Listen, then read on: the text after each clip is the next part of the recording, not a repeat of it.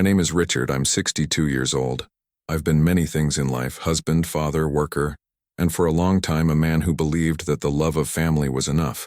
But tell me what? What would you do if your own child looked you in the eye and told you that you were not welcome at Christmas? It's strange, isn't it? We spend our whole lives thinking that certain bonds are unbreakable. But there comes a time when the truth presents itself in the cruelest possible way. Sometimes the one you loved the most is the one who erases you the most. I know I'm not the only one who's felt it. There's something inside us that doesn't accept rejection, especially when it comes from those you created with your own hands. Today I'm going to tell you how a phrase cut my heart in the middle of December, and how this cut became strength. Because after everything I did for them, the least I deserved was respect. What they didn't know is that that Christmas would be the last with things the way they were. You'll understand why that day I canceled the mortgage payment, and I started canceling other things as well. But before we dive into the heart of this story, I need you to know something. I didn't scream, I didn't slam the door, I didn't raise my voice. When my son told me I wouldn't be welcome at Christmas, I just nodded, got up slowly and walked away. But inside me, something broke in a way that could no longer be repaired. And it was there, in that icy silence of the car, that I decided, if I was disposable, then maybe it was time to also take away everything I still supported. Days later, the mortgage bills stopped being paid.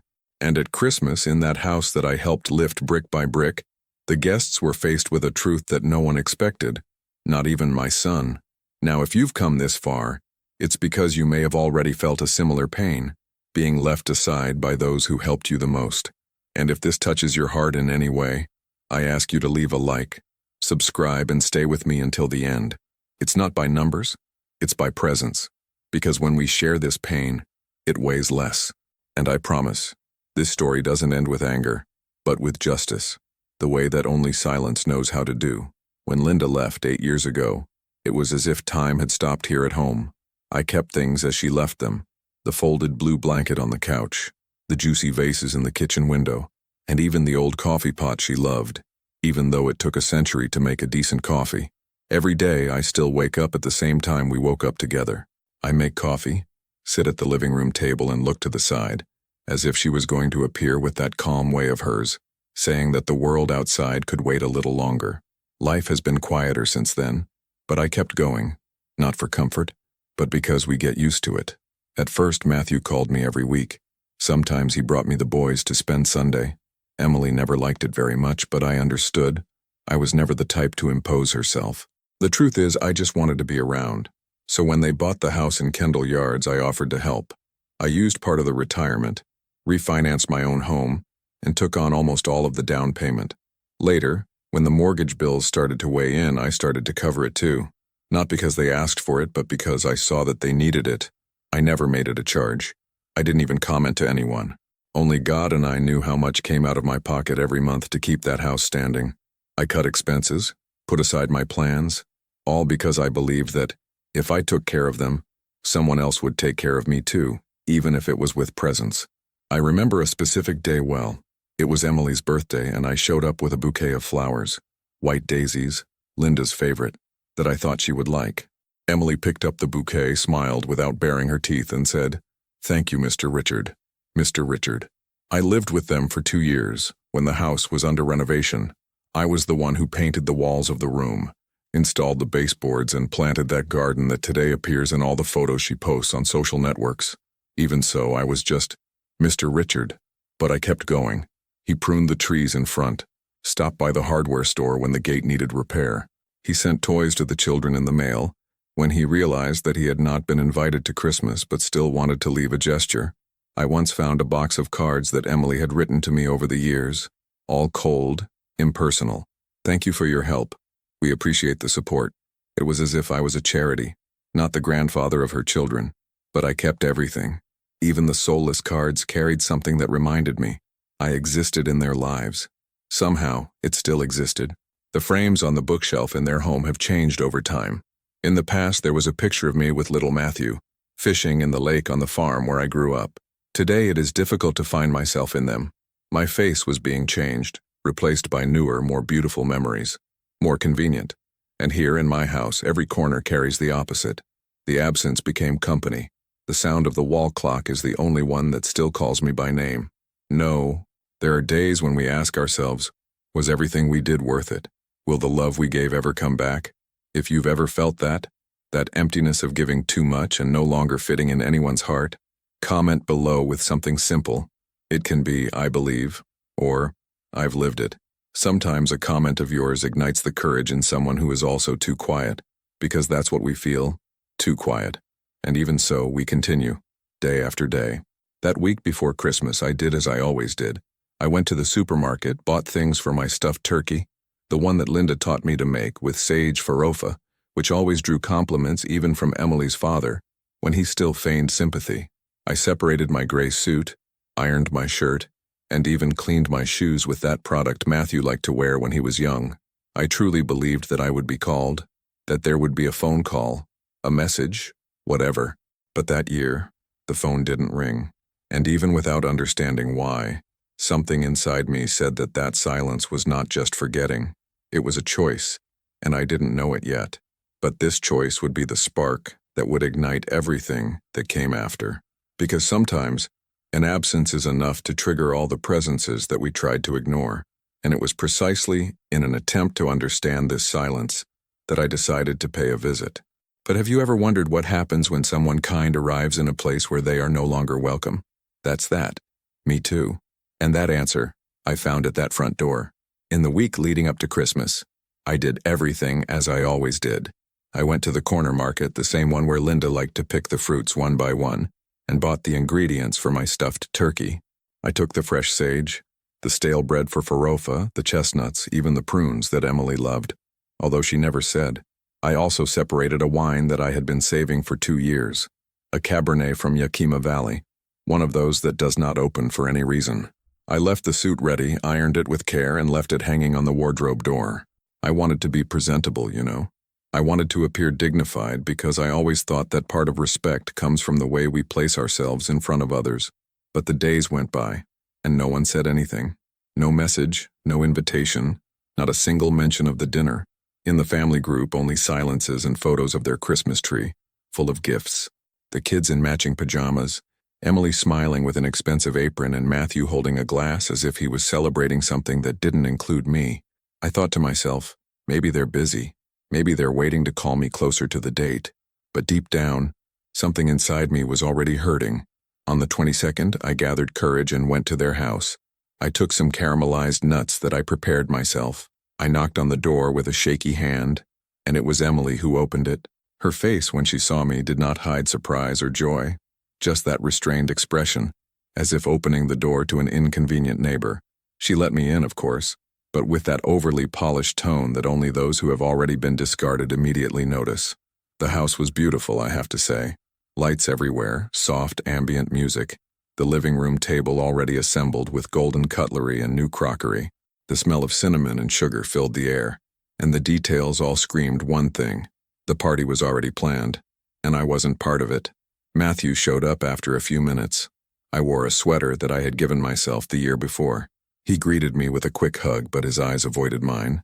We sat there on the couch for a while, me trying to start a conversation, he responding with short sentences. Emily went to the kitchen saying that she was finishing the dessert of a special dinner. I asked with my heart in my throat if the dinner was the one on the 24th. He hesitated, and then, as if changing the subject, he asked me about the weather in Spokane, how the cold was in my neighborhood. That night, a couple of friends arrived with a bottle of sparkling wine.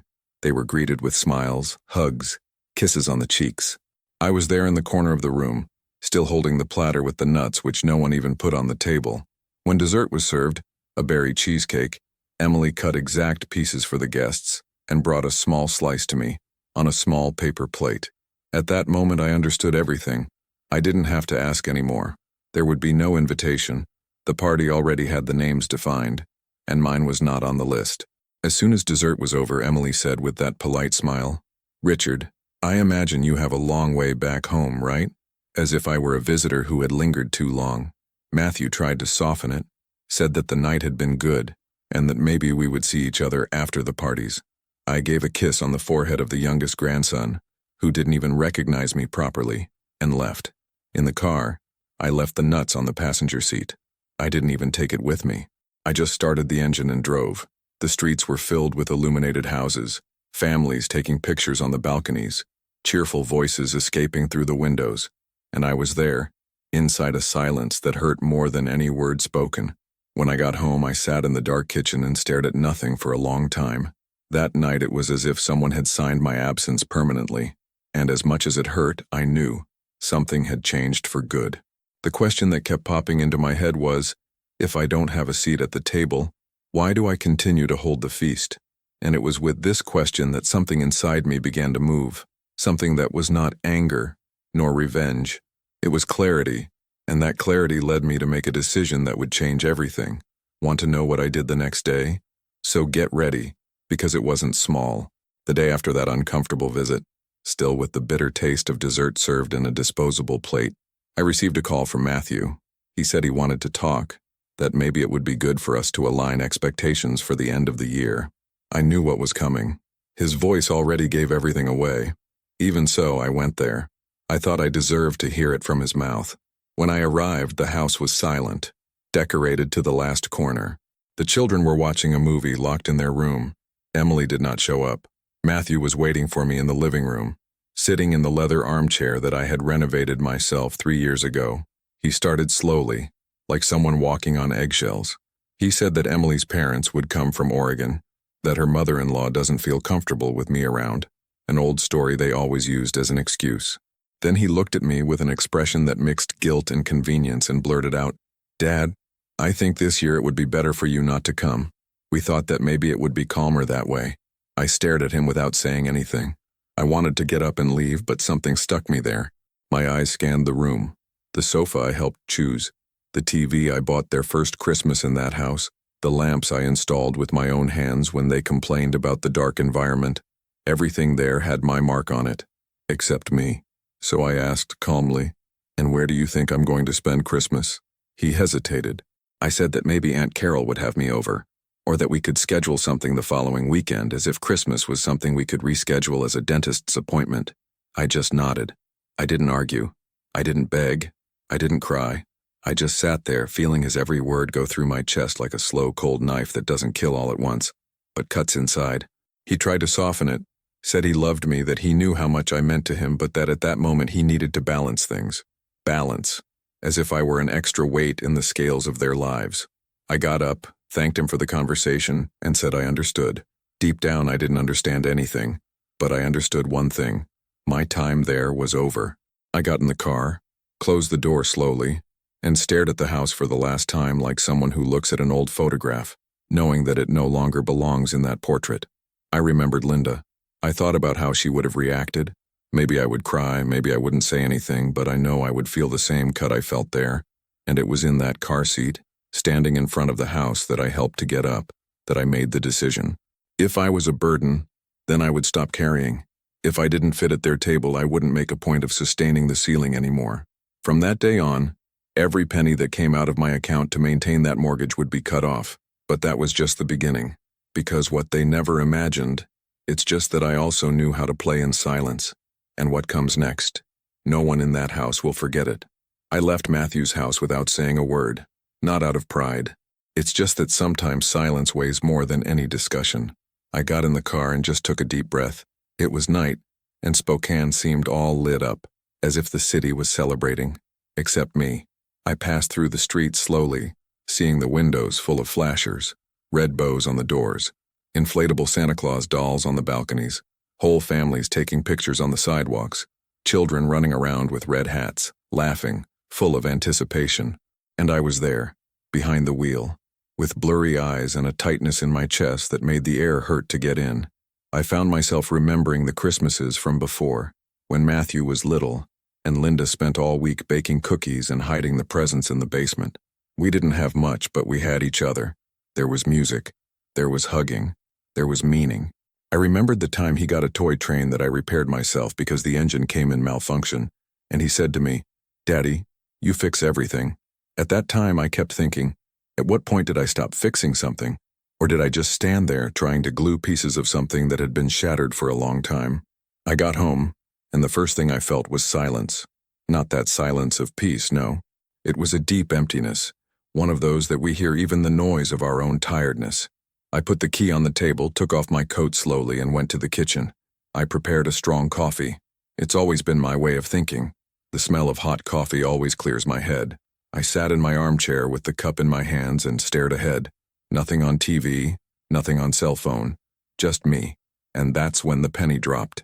The problem wasn't Christmas itself. It was absence. It was knowing that I no longer had a place in their lives, and that perhaps this place had been empty for a long time, only I still insisted on occupying it. Funny how we spend years holding bridges that only we cross. We give, and hopes that one day someone will see it. But when you see it, it's already become a habit. And habit, my friend, never thanks you. It only charges. Sorry for me opening my heart so much, but if you are on the other side listening to this story and it makes sense to you, leave a like on this video and subscribe to the channel. I still have a lot in store to tell you. And look, I'm here alone counting, but when you interact, it seems that this silence here at home becomes a little less heavy. That night after having breakfast, I went to the bedroom and opened the drawer where I keep some old things. There were the cards that Matthew gave me when I was a child, the photos of the first Christmases with the grandchildren, and also the receipts. Every transfer made to the bank, month after month. Every mortgage payment, every renovation, every penny that came out of my pocket without anyone asking because I did it for love. But there, holding on to all that, what I felt was not pride. It was exhaustion, as if I had supported a house that no longer wanted my foundation. And at that moment, I stopped. I stopped trying to understand, I stopped justifying, I stopped waiting. But I stopped mainly paying. Now you can imagine. What happens when a structure built on silence finally hears a no? That's that. The answer came quickly, faster than I could have imagined. And that's when the phone rang. And who was on the other end of the line? It was her. The next day, I woke up before sunrise. Not that I slept well, but the body is already used to the routine. I made my coffee as always, but this time it didn't go down. It tasted strange, too bitter, as if the day itself said that something needed to change. I stood there in the kitchen for a while, looking at nothing, listening only to the noise of the wall clock marking the passage of a time that does not return. So I went to the bedroom, opened the bottom drawer of the closet, and took out that old plastic folder where I keep all the receipts, and important papers. I started to spread everything on the bed. Each leaf brought back a memory to me. First, the proof of entry into the house. Then, the mortgage payments. 60 bills. 60 payments of $2,800. I did the math in my head. More than $160,000 came out of my hands to keep that ceiling standing. Not to mention the extras. New refrigerator, heating system, the garden all redone when they wanted to renovate the facade. Everything on my card. All done in the silence of those who love and think they will be reciprocated with affection. But I didn't go. With each number there, I felt as if someone passed an icy ruler on my chest. It was money, yes, but it was much more than that. It was time. It was presence. It was what I could have done for myself, but I chose to do it for them. And what did I receive? A "don't come this year," said, as if I were a logistical problem. I picked up the phone with shaky hands and dialed the bank number. The attendant attended me with that mechanical, polite tone and asked how she could help me. I spoke slowly. I'd like to cancel automatic mortgage transfers on my son's home. She asked if it was definitive. I said yes. Then came that final question. Do you want the suspension to take effect immediately? I took a deep breath, and I replied with the calmness that only abandonment brings. Yes, immediate. She confirmed the cancellation, and for the first time in a long time, I hung up the phone with silent relief. It was not revenge. It wasn't anger. It was liberation. It was like taking off a wet coat that I had been carrying for years without realizing how much it weighed. That simple gesture, pressing a button and saying enough, changed everything inside me. I went back to the room, looked at the papers scattered on the bed and thought, this is not just paper. This is proof. And if they erased me from their lives, at least now I have everything recorded. I don't know exactly why I kept every receipt, every invoice. Maybe a part of me knew deep down that this day was going to come, that their silence would eventually force me to speak. And when I spoke, it would not be with shouting. It would be with numbers, with facts, with dignity. I kept everything carefully, redid the folder, separated it by dates, by values, by purpose. I started there without knowing it yet, my plan. A calm, exact plan. like everything I've learned to build in life. And the most curious, it's just that while I was doing that, the phone rang again. Only this time, it wasn't from the bank. It was hers, Emily. And what she said, you won't believe it. A few hours after hanging up with the bank, my phone rang again. I looked in the viewfinder and saw Emily's name. I confess that my heart tightened. A part of me, even after everything, still hoped it would be a different connection. Maybe an apology, I think we exaggerated, or even a belated invitation. But no, it began with a, "Hi, Mr. Richard," in that formality that always made me feel like an outsider within my own family. He asked how I was, without waiting for an answer, and went straight to the point. "Could you pick up my parents at the airport on Saturday? Their flight arrives at 4:10 p.m. I was silent for a few seconds, absorbing the absurdity. I had been officially disinvited from Christmas, treated as a nuisance, but still, in the hour of need, I was remembered.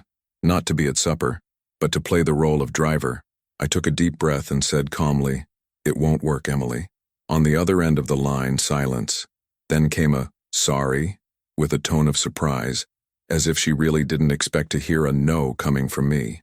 I repeated, "I can't. I have other plans." Her voice changed. The tone of false sweetness became a charge. "But you are the only one available. And by the way, I thought we could always count on you. Family is made of mutual help, isn't that what you keep saying?" That sentence. She hit me in a special way. Because yes, I was the one who taught that. I taught Matthew since he was little that family is support, presence, sacrifice. But I realized there, with the clarity of someone who finally sees, that in Emily's mind, family only worked when I was donating, giving time, money, availability. When I needed space, affection, consideration, then it was no longer so convenient to be a family.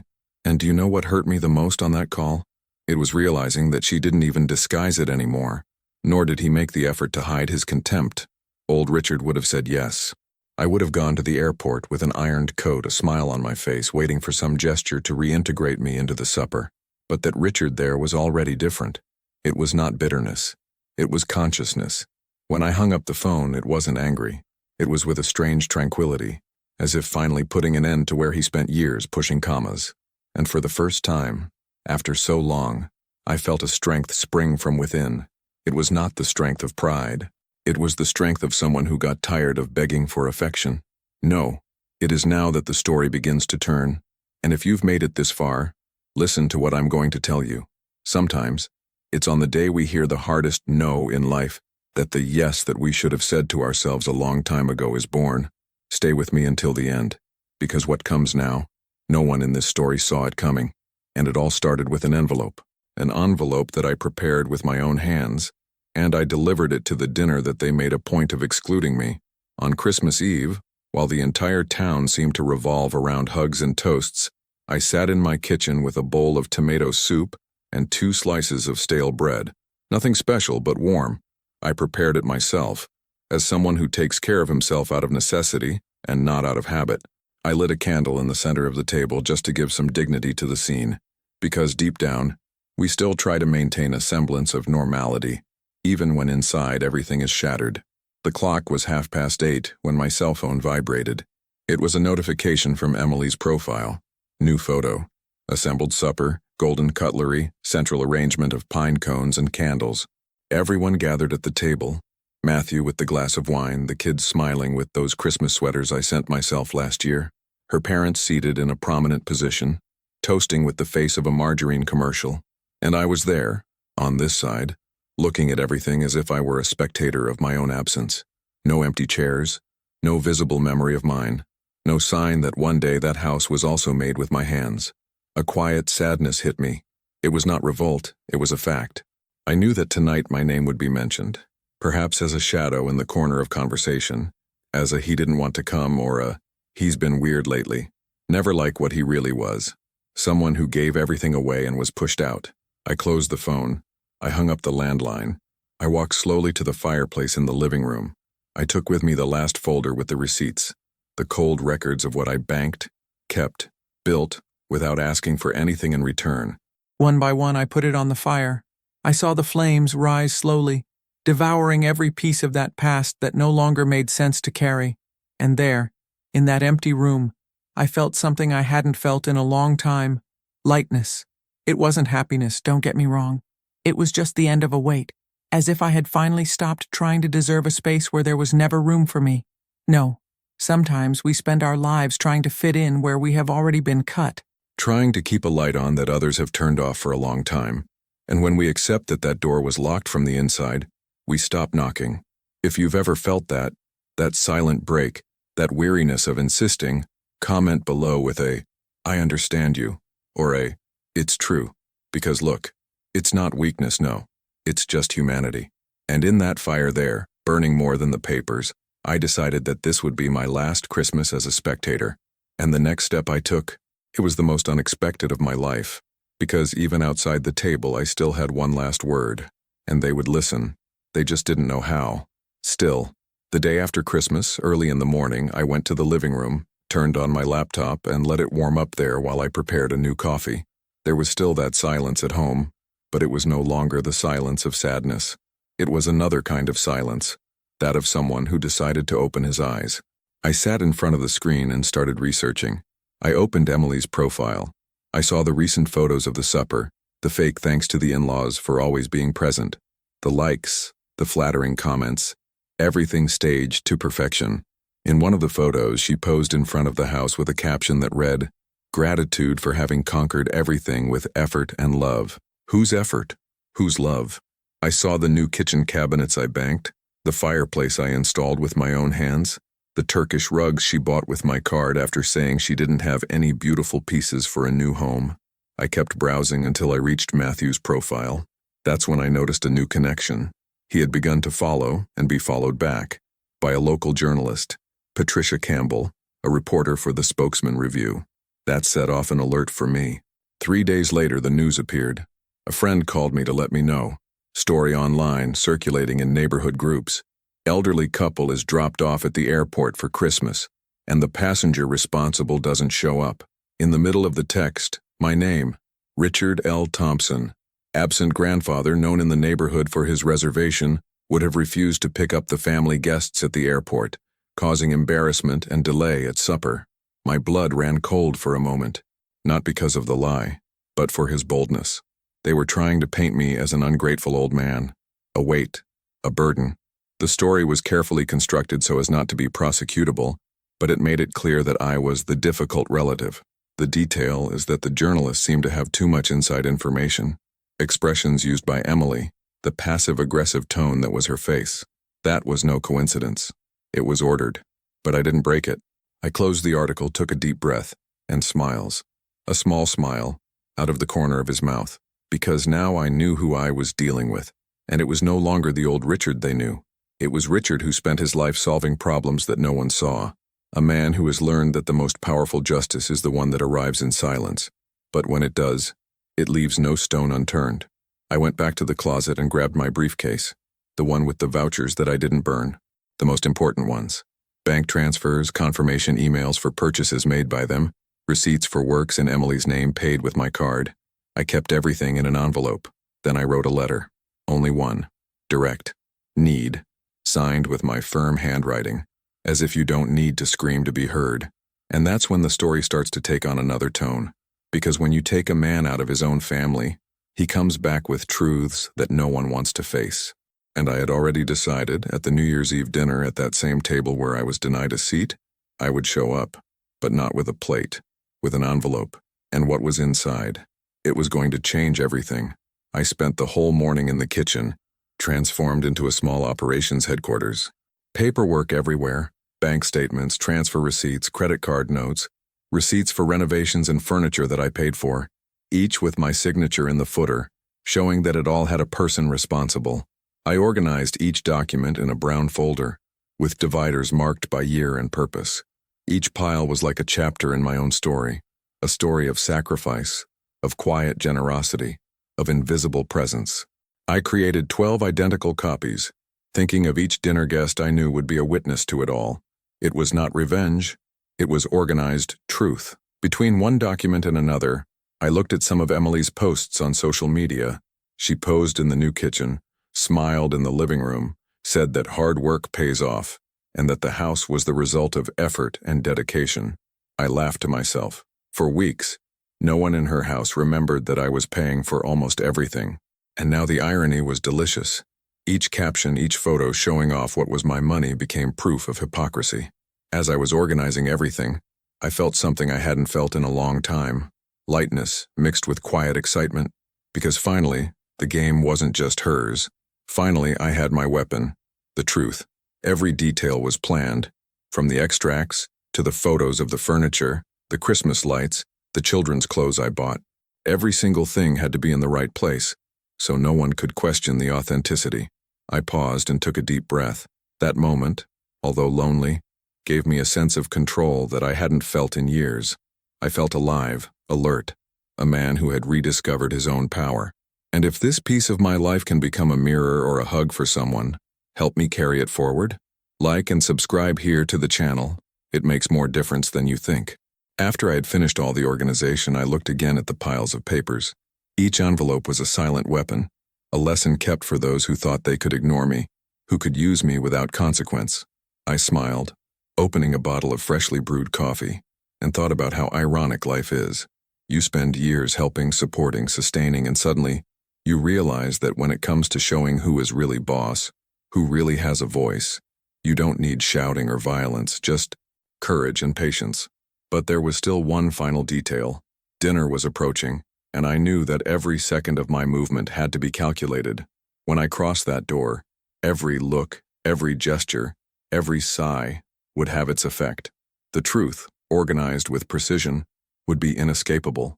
And as I stared at the stacks of documents, a question settled in my head. Would they really understand what they were about to face? What I would do with each envelope, each piece of evidence I had gathered, would not be just show numbers. It would be a silent lesson that no one in Matthew's house would ever forget. And I couldn't wait to see their expressions when they began to understand that nothing in what they boasted had been achieved without my effort, and that I had now chosen to tell the story in my own way. As I scrolled through social media on that gray December morning, an ad caught my eye. Emily, with that calculated smile that always annoyed me, posted about the unforgettable Christmas with dear friends in the Jenkins family. I read each word as if they were blades. In the text, she highlighted that the dinner would be for 12 guests, including influential figures in the community, well-known neighbors, co-workers, a pastor from the neighborhood, people who read the newspaper, who care about their own image. I looked at the screen and a clarity hit me like lightning. There was the perfect stage. The house I helped fund, the space they denied me, would now become the setting where the truth would come out. Their silence, their cold looks, the invitations that never came, everything could be reversed with a simple gesture, planned with patience and care. And that's when I realized I didn't need an invitation. He didn't need permission. I just needed to show up, with my evidence in my hand and the truth in my eyes. Every statement, every receipt, every printed photo that showed the furniture, the decor, the appliances, everything that I held, everything that they showed as their own achievement, would now become evidence. I took a deep breath, feeling the tension run through my spine. For years I was useful and invisible. Now it would be seen in a way that no one ever expected. And it is curious how fear and anxiety can turn into silent excitement. I felt alive in a way I hadn't in years. That was the moment that would change everything. The feeling of being about to reveal such a great truth brought me a mixture of nervousness and relief. It's funny. Sometimes life gives us the chance to correct mistakes that we didn't even imagine were possible, and the opportunity comes at the most unlikely moment. If you've ever felt that the time to act has finally come, even if it's late, you know what I'm talking about. And believe me, what will happen tonight will surprise even those who think they know the whole story. I took my folder, organized everything calmly, counting each envelope, checking each document. Each copy was identical to the next, every detail meticulously revised. There was no room for doubt.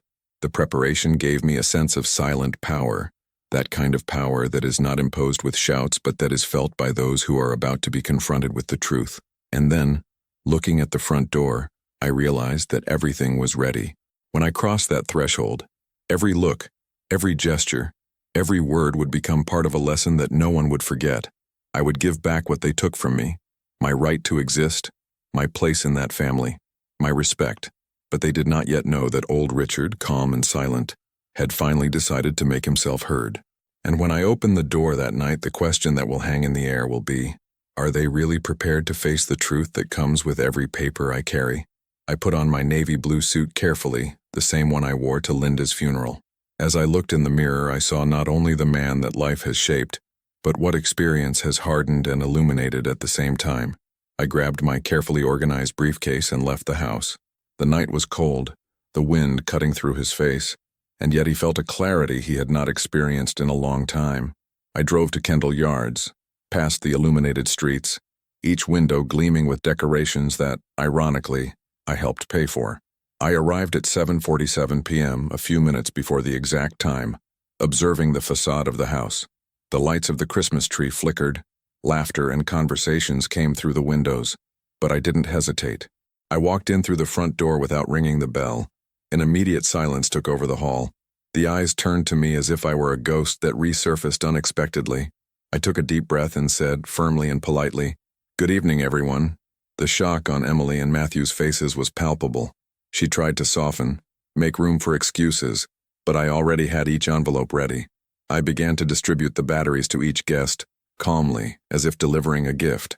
Each package contained transfer receipts, card statements, renovation notes, photos of the furniture, all meticulously organized. Within minutes, the environment changed. What was once a joyful supper has turned into a silent moral tribunal. Some guests began flipping through the documents, their faces changing as reality set in. Those images that were once just laughter and lavish dinners now revealed an invisible story. My presence, ignored, but always sustaining it all. I stopped for a moment and looked around, feeling the intensity of what was happening. It is curious how certain memories carry so much weight that they seem to cross time and mark us forever. I thought about the little things. Matthew's smile when I repaired his favorite toy. Linda's silent joy when she saw the house being built. Every gesture of care that now gained the visibility it deserved. And I wondered if you also have memories like this, moments that seem small, but that carry a truth that no one else sees. If you do, search your own treasure chest, and if you want, share in the comments something special you keep or have heard about. Sometimes sharing these stories brings us closer together in ways we never imagined. I turned my attention to the room. The climate had changed. Matthew and Emily were in absolute silence, the guests holding their breath, taking in every detail of what I brought. Each document was a revelation, each photo, a silent but incontrovertible accusation. The expressions I saw in their eyes showed that they had never considered the real impact of my dedication. I was calm, firm, but inside me, I felt a contained emotion, a mixture of satisfaction and sadness. Satisfaction for finally showing the truth, sadness for having waited so long for it. Dinner had turned into an arena where every gesture, every look, every word would count for more than any conversation could have done, and I knew that the next move would be decisive, because when the truth is presented accurately and without exaggeration, it speaks for itself. And now, the big question hung in the air. Could they recognize what they were about to lose, or would they continue to underestimate those who had always been by their side? What comes next, I can assure you, is something none of them will ever forget. Cody and Diane Jenkins' eyes widened as soon as they realized what I was carrying with me. They tried to argue, to use that tone of elegant reproach they had always employed to control the narrative, but it was too late. Every envelope, every receipt, every statement was there on the table, turning what was a social party into a silent courtroom. Emily feigned surprise as if none of this could have happened, as if I had created everything from nothing. Matthew lowered his eyes, unable to face what I had gathered. The room was filled with a heavy silence, broken only by the rustle of the pages as the guests flipped through the documents. Some frowned, others looked at each other in disbelief. One of the guests, a well-known pastor in the community, finally spoke. Honoring father and mother does not include silencing them for convenience. Those words resonated throughout the room. I felt a little warmth rise through my chest. It was the silent validation of years of invisible sacrifice. I took a deep breath, keeping my posture upright, and began to talk about values that, for me, have always been non-negotiable: loyalty, respect, integrity. I explained how each item in the folder had a purpose. Every penny spent had sustained not only the house, but a facade that hid ingratitude and omission. I opened the final section, where the numbers were clear: 237 468. All the money, All the effort, all the care transformed into figures that no one could dispute. One of the guests read the total aloud, and murmuring ran through the room. Emily tried to interrupt, her voice rising in a nervous protest, but was restrained by another of those present, someone who understood that this was the moment of truth. The faces of Cody and Diane Jenkins have changed. Disgust, disbelief, and shame mingled in expressions that could not be masked with politeness or charm. The reputation that Emily had cultivated so much, which she believed was unshakable, began to crumble in front of her own friends. Every fake laugh, every superficial compliment she had ever given turned into a shadow next to the reality I presented. And Matthew, who had been distant for so long, watched it all in silence, finally absorbing the extent of what he had ignored for years. The whole class became a real class. I didn't have to raise my voice, I didn't have to scream. The presence of the documents, the meticulous sequence of the tests, and the clarity of what each number represented spoke for themselves. And in the midst of that collapse, I realized something I didn't expect. For years I was invisible, but in that instant, all eyes were on me. It wasn't about revenge, it was about silent justice. And as I stared at those faces losing their composure, I felt like the story was just beginning to reveal its full force. Because that wasn't over yet. And the big question that hung in the air was, how far would they recognize, accept, and pay for the choices they made? The next move, and the final reaction of each of them, promised to be more surprising than anyone in the room could have imagined. I stood there for a moment, watching every face in that transformed room. There was no anger in my voice, no sudden gestures, just firmness. I looked at Matthew, my son, and said quietly but clearly, "You haven't lost me. You gave it to me." The words echoed through the room, breaking through the embarrassed silence that gripped everyone. He blinked, as if he didn't fully understand, but I saw in his eyes the confusion and the belated realization of what every payment, every silent gesture I made during all those years meant. I handed him one last copy of the documents. I put it in his hand carefully, without pressure, just showing, if one day you want to know what the presence of a father cost, it's all there. Penny for penny. He didn't say anything. He just held the envelope, his fingers trembling slightly, perhaps from emotion, perhaps from shock. So I turned to Emily. She tried to speak. Her mouth moved without a coherent sound coming out. I looked into her eyes, coldly, but without rancor. "You didn't ban me. They just set me free." That was the last thing he said. No further explanation, no shouting, no physical confrontation. Only the truth is told with simplicity and precision. I walked away, walking towards the door. Each step resounded on the wooden floor, accompanied by the heavy silence I left behind. I opened the door and was greeted by the cold night wind. It seemed kinder, more real, less hostile than the falsely laden heat that hung inside that house. I walked to my car, taking a deep breath. For the first time in a long time, I felt that I no longer needed to be a part of that theater, that I no longer belonged in that perfect family staging. Every penny spent, every effort made for years was now recorded, visible, relentless. And yet, a feeling of lightness took over my chest. Because by cutting the bond, by ceasing to submit to the expectations and manipulations of those who called themselves family, I finally reconnected with myself. There were no regrets, just clarity and freedom. What would happen next with each of them, with the carefully constructed reputations, with the wounded pride of Emily and Matthew, was still unknown. But one thing I knew for sure, I had recovered. And the next step, the real effect of this definitive cut, was about to unfold before everyone. And no one in the room had any idea what was going to come next.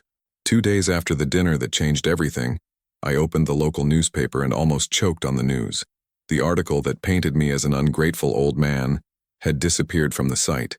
Patricia Campbell, the journalist who had written that twisted story, had published a brief retraction, acknowledging that the information was incomplete and that important context was missing.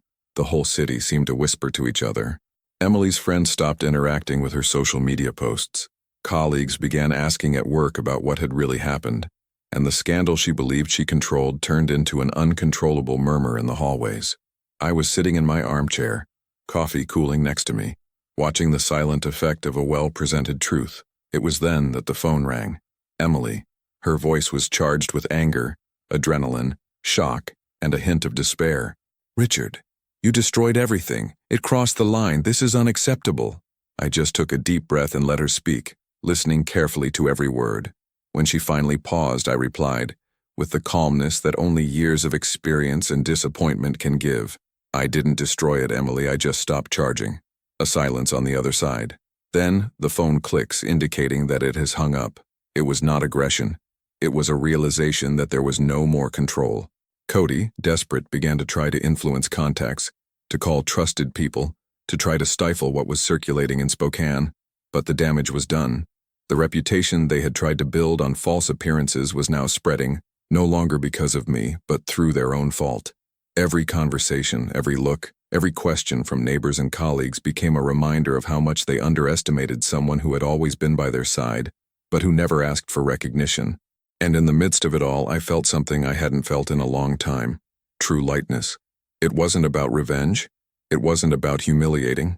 It was about allowing the truth to have its natural effect, without interference, without having to shout, without having to manipulate. The whole of Spokane now knew, even if in murmurs, that there was another story. And I kept thinking, there are things that we live and keep, but maybe by telling, we help another heart to breathe. Enjoy this video and subscribe, and let's make this story reach those who need it. As the sun set on that winter afternoon, I looked out over my house, out on the porch where the light was beginning to flicker, and realized that something had really changed. I no longer needed to carry someone else's weight. But the big question that remained was, how would Matthew and Emily deal with the consequences of their choices when they realized that the freedom they sought to control was exactly what they lost? Their next move, the final reaction to what the truth had done, promised to be even more revealing and impossible to ignore. In March, an envelope arrived in the mail that I was secretly waiting for. I felt the weight of the letter in my hand even before I opened it. Inside, the notice of default on the mortgage. 3 months passed without the payments I had sustained for years. The amount, $8,400, was clearly highlighted, with all the instructions about the real risk of foreclosure of the house. A chill ran down my spine, but not out of fear. On the contrary, it was the feeling that silent justice was beginning to manifest itself in a concrete way. Emily, upon finding out, panicked. He tried to refinance, called agents, made urgent requests for a meeting with the bank. But the reality is cruel. The bank history tarnished, the calls ignored, the reputation of those who took advantage of other people's money was already circulating throughout Spokane. Every attempt she made to control the situation failed. Matthew, who had been passive for so long, tried to negotiate directly with the bank. He spent hours on the phone, face-to-face visits, arguments, promises. Nothing worked. Friends who had previously offered favors and advice now avoided any contact. Silence was the cruelest response. Their home, which once symbolized status, wealth, and seemingly solid achievements, began to crumble, not physically, but in prestige, in trust, in security. Each brick seemed to slip, with the same coldness with which years ago I was excluded from Christmas and family decisions, and I, from the outside, watched with a mixture of sadness and relief. Sadness for having reached this breaking point, relief for no longer carrying the weight that was never mine to bear alone. I sat on the porch, looking out over the quiet street of Spokane, reflecting on how ironic life can be.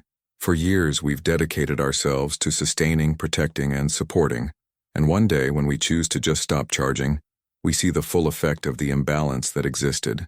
And I realized, once again, that true strength is not in shouting nor in punishing, but in allowing the natural consequence of one's actions to reveal itself. If you've ever been through situations where you felt like everything was out of your control, but that by simply maintaining your integrity things fell into place, you understand what I mean. It is at this moment that life teaches us the importance of knowing when to hold and when to let go. Now, as they face uncertainty, quiet contempt, loss of allies, and pressure from the bank, I wonder, will they finally understand the value of presence, respect, and gratitude that they once ignored? And more importantly, will any of them be able to rebuild not only the house but also the trust they destroyed?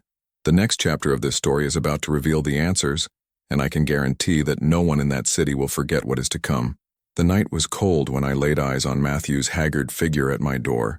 He looked like he had aged years in just months, his shoulders hunched, clothes wrinkled, hair scruffy, and eyes sunken, marked by sleepless nights and worries that now could not be avoided. For the first time in years, I heard him call me sir. That simple word carried a reverence that had never existed in his previous speeches, and cut me off in a silent way. He began to speak, his voice trembling, confused but full of regret. He confessed how everything had fallen apart, how it had been manipulated, how he had let his own essence get lost between the demands of Emily and her family.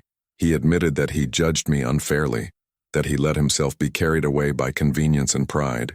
He asked for forgiveness, begged for help, for a direction that he no longer knew how to find on his own. I watched him, pouring a hot coffee as he spoke, every word weighing in the air as if the time that had passed could no longer be recovered, but at least recognized.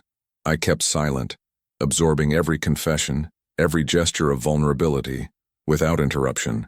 When he finally paused, I looked at him and said calmly and with dignity, "I've already forgiven you, Matthew, but I'm not going to finance what erases me anymore. I will no longer be a spectator of life itself while you try to erase me from history." I explained what it is to build, not just houses, not just wealth, but character, trust, and respect. I talked about everything I've rebuilt in myself since I learned to stop being a supporting player in my own life. He looked at me, taking in every word, and I could see the sincerity, pain, and understanding slowly emerging. Finally, we approached and embraced. There was no exaggerated heat or promise that everything would go back to the way it was before. It was a cold embrace, yes, but honest, genuine, loaded with the truth that now united us without illusions. That meeting did not repair years of distance or erase the arrogance of the past, but made room for something new, real, without false expectations. And as he left, I felt that something had changed forever between us, a bridge built not out of obligation or fear, but by the recognition of what has been done and what will no longer be tolerated. But even with forgiveness and open dialogue, the question that hung in the air was inevitable. Did Matthew really understand the value of a father's presence and the weight of ignoring it? Or were there still lessons that only time could teach?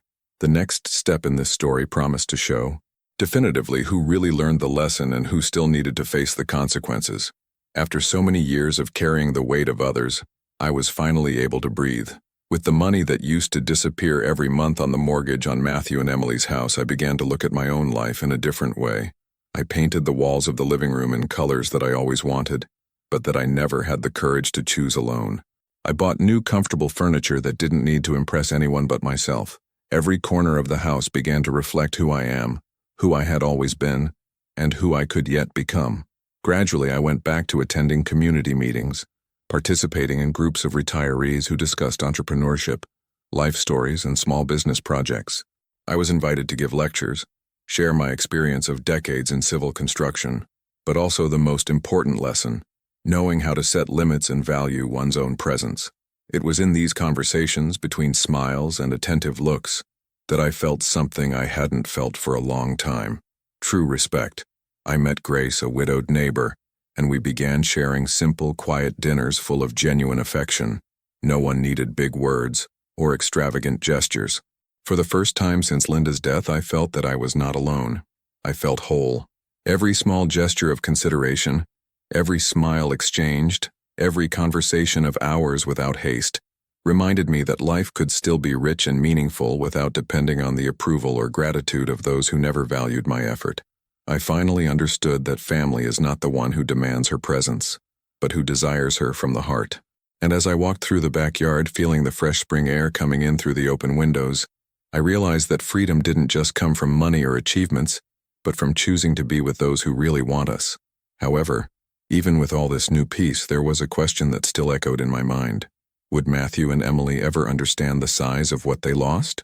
Or had the lesson already been definitively given, and their world would never be the same?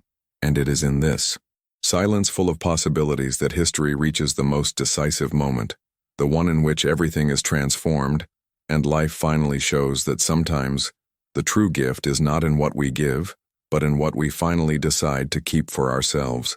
Today, as I turn 63, I feel more whole than I've ever been. I received a simple card from Grace, my neighbor and friend, that said, "You deserve to be where you are welcome." I kept that note next to the last photo I have with Linda and the most recent, where I appear next to Grace and my grandchildren, sincere and warm smiles that fill the corners that once seemed empty. Matthew and Emily went their own ways, facing the consequences of the choices they made. There is no hatred in my heart, only the peace that comes from those who have finally freed themselves from the weight that never belonged to them. Now I can sit on the porch, glass of whiskey in hand, watching the sun set over Spokane, feeling every ray illuminate not only the city, but the certainty that for years I paid for their roof, and today I have regained my own floor. The great lesson I keep from this story is simple and powerful. Value your own presence, don't get lost trying to please those who don't recognize your effort, and know that time always reveals what is genuine and what is just appearance. Life teaches us, even in silence, that dignity cannot be bought. It is conquered with patience, courage, and self-love. And to you who have accompanied me here, thank you from the heart. Your time and attention are precious, and every like you leave is like a hug that warms and supports this channel. Every subscription is an invitation to come back for the next coffee, for more soul-warming stories. Tell us in the comments which city you are watching. I want to feel that we are together, sharing this human connection that transcends screens and distances. And don't forget to activate the bell, so you don't miss it when the coffee is brewed again. Don't go away yet. Listen to the next true story that will appear on the screen.